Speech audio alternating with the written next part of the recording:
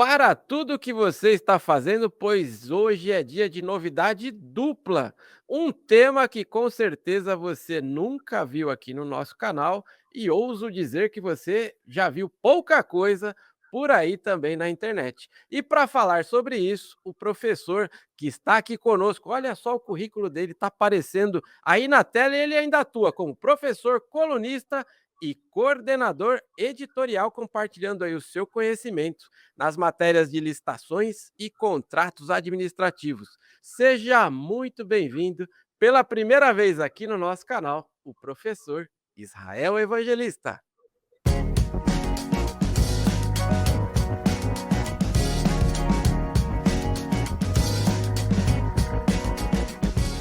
Muito obrigado, professor Ricardo, um excelente apresentador aí, muito bem nos antecipou, mas também toda a equipe que está presente aqui também junto. Eu sei que trabalho é feito a várias mãos, não é isso? É uma honra estar aqui e poder falar com vocês de um tema tão importante para a administração pública, que não é mais uma administração pública burocrática. Agora a gente vai ver que o modelo de administração gerencial já está batendo as portas e a administração pública vai se adequar a isso tudo. Sensacional, professor. Quero aqui agradecer também publicamente o seu tempo, sua disponibilidade e um tema que nunca foi sugerido aqui no nosso canal, então já chamo a atenção para você, que acompanha aqui o nosso canal. Olha só, aplicação prática do Dispute Boards. Professor, por favor, vamos do início. Afinal, o que são os Dispute Boards?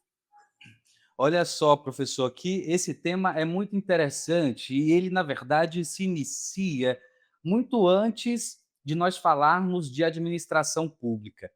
Ele inicia lá na Constituição Federal, quando ele fala da repartição de poderes. Olha que interessante, eu venho estudando esse tema, que cada poder tem que estar acomodado dentro das suas funções, e um não poderia entrar na disputa do outro.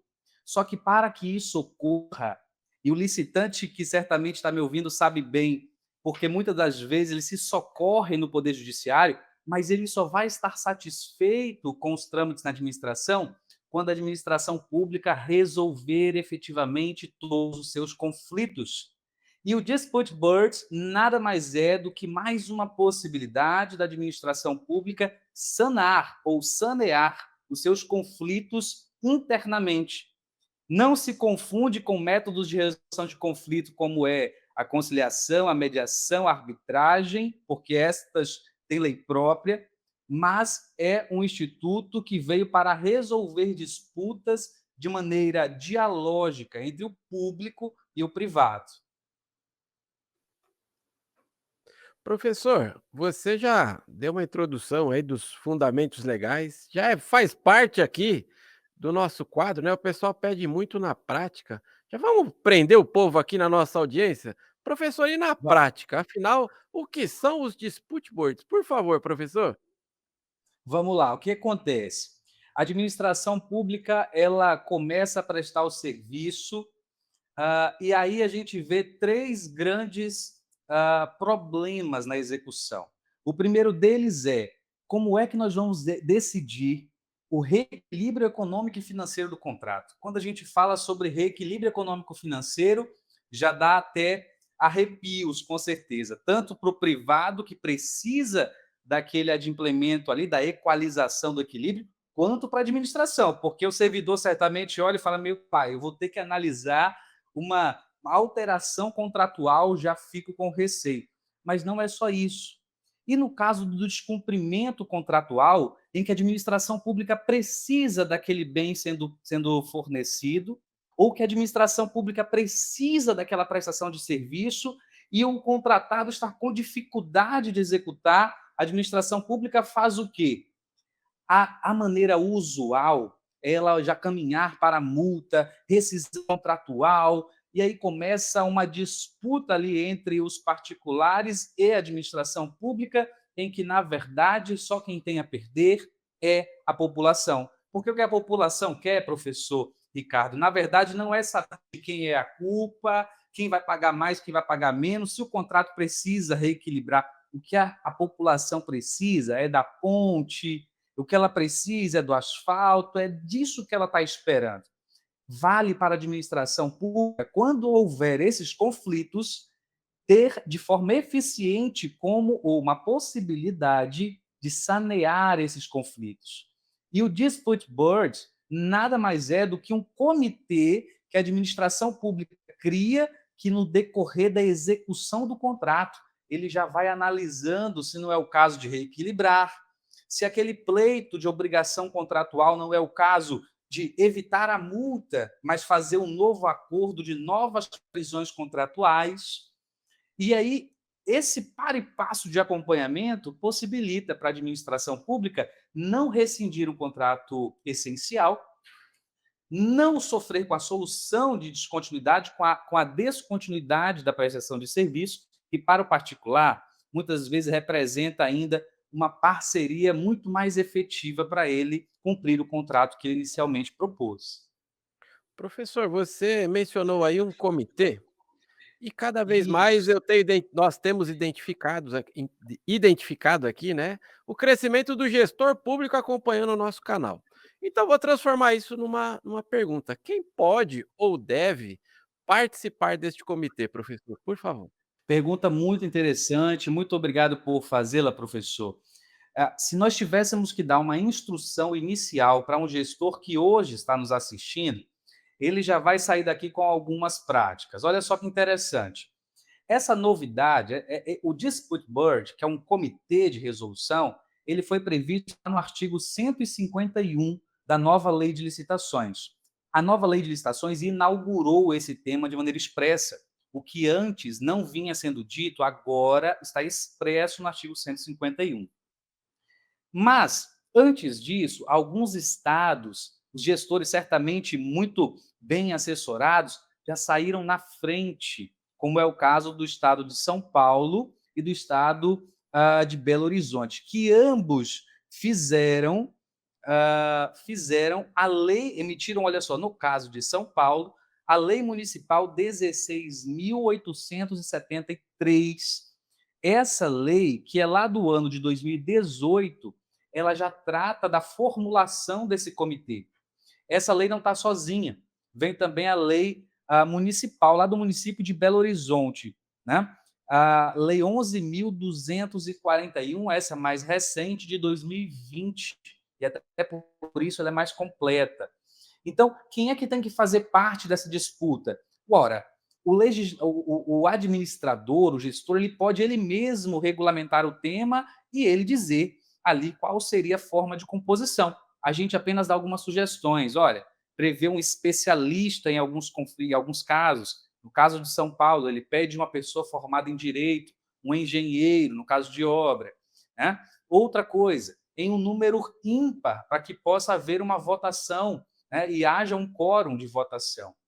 Né? E essas pessoas, o comitê, vai fazer o quê? O tópico de funções e de competências também necessariamente precisa estar na lei que vai regulamentar. Então, a primeira coisa a se fazer é pensar: o meu órgão aqui precisa de uma regulamentação para se sentir mais seguro? Sim, precisa. Então, nós vamos fazer esse estudo de regulamentação do artigo 151 da Lei de Licitações para prever de maneira correta e segura o dispute boards nas disputas, com competências, quórum e tudo mais. Agora, se não tiver, Ricardo, é importante que o gestor ele pode também regulamentar pela lei entre as partes, que é o nosso edital, não é isso? Professor, sensacional. E até mesmo antes de fazer aí a próxima pergunta, que é com relação aí aos contratos, né? Eu queria convidar você que está acompanhando este vídeo, não conhecia sobre o tema, então você deve seguir esse perfil ó, que está aparecendo aqui embaixo. Ó. Siga lá o professor, ele fala deste e de vários outros temas. Talvez você está conhecendo o professor aqui pelo canal da Forset. Então não deixe de segui-lo. Está gostando do tema? Ficou convite, que eu tenho quase certeza que isso vai acontecer. Curta, ó, comenta este vídeo aqui que nós faremos, né, com que essa informação chegue até o professor. Você conheceu isso aqui, você viu que isso é importante aí para o seu município? Compartilhe este vídeo aí com seus colegas, coloque aí no grupo do WhatsApp aí referente ao tema licitações públicas. Eventualmente, se você está assistindo aí pelo canal do professor, não deixe de seguir a Forset também, ó, @licitaforset.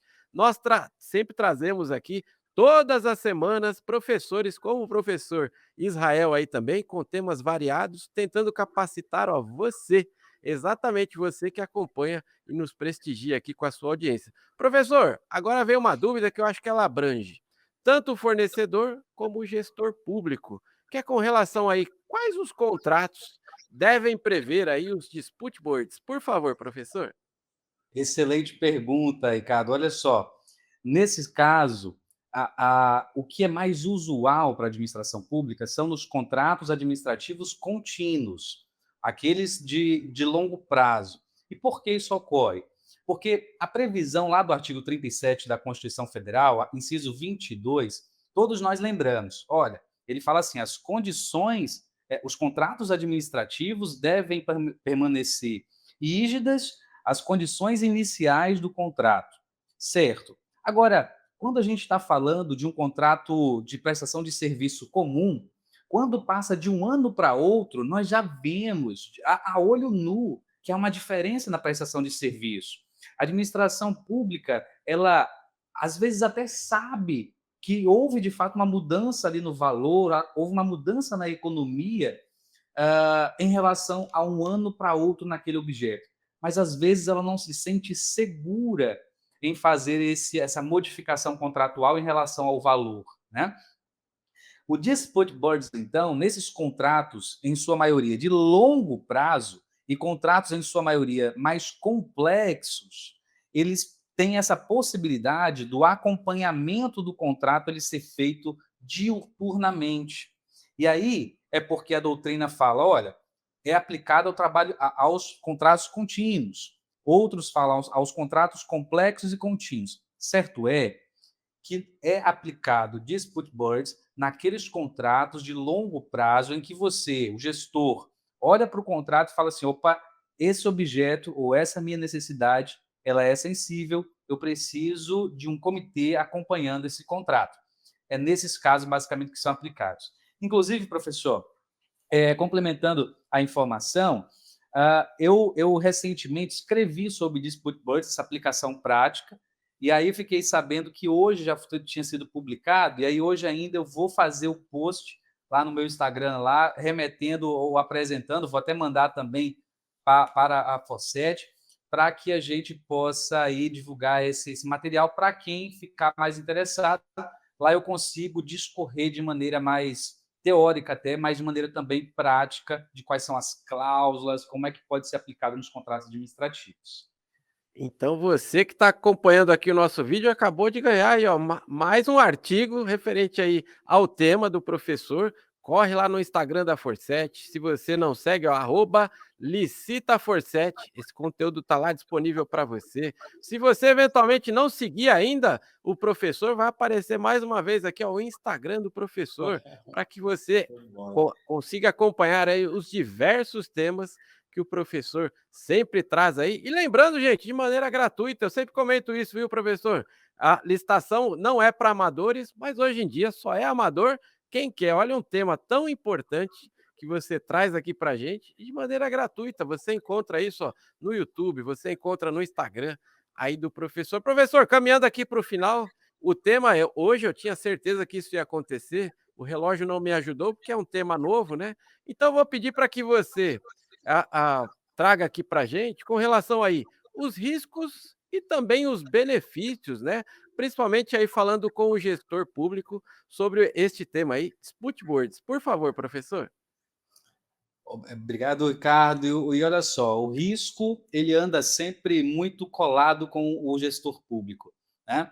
Na verdade, o gestor público ele tem que saber lidar com os riscos e não temê-los. A grande verdade é que a administração pública, desde que é administração pública, lá no modelo de administração ainda burocrata, autoritário, ele passava por riscos e agora a lei de licitações, inclusive, nos traz ferramentas para a gente identificar. Então, a grande questão é saber que estamos tendo riscos, mas saber identificá-los, prevê-los e, de alguma forma, elidir os riscos é uma das atribuições principais do gestor, com toda certeza. Então, quais são os pontos negativos? Começo por eles. Os negativos são aqueles pontos em que você possa, às vezes, tratar de direitos que não são disponíveis, porque a administração pública ela tem um dever de indisponibilidade própria, inclusive, de um princípio, e ela não pode desfazer dos bens públicos que ela pertence. Mas a linha é tênue, porque, ao mesmo tempo, há direitos que são possibilitados à administração dispor em razão do interesse público.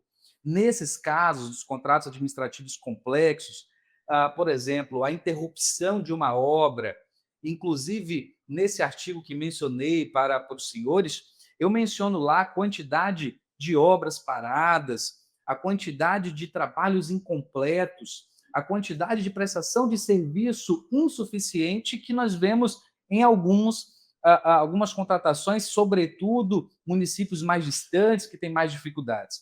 A ideia, então, é que o gestor ele consiga prever essa possibilidade, olhar para aquele objeto, para aquela demanda e dizer, olha, isso aqui pode ser que não consiga concluir, pode ser que eu não consiga colocar os interesses ali de maneira equitativa. A ideia, então, é que o gestor busque algumas ferramentas. A lei já deu uma ferramenta inicial, que é a matriz de riscos, e ela é também uma ferramenta muito eficiente para a solução dos contratos administrativos.